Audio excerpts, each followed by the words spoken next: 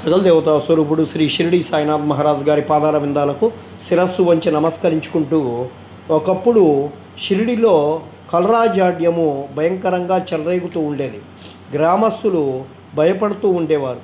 వారు ఇతరులతో రాకపోకలు మాన్రి. గ్రామంలో పంచాయతీ వారు సభ చేసి 2 అత్యవసరమైనటువంటి నియమాలు పాటించవలసిందిగా తీర్మానిస్తారు. కల్లుని నిర్మూలించడానికి ప్రయత్నిస్తారు. అవి ఏవంటే, 1 కట్టెల బండ్లను గ్రామంలోకి రానియకూడదు, 2 మేకను గ్రామంలో కొయ్యరాదు, ఎవరైనా వీనిని ధిక్కరిస్తే వారికి జరిమానా వేయమని చెప్పి తీర్మానిస్తారు.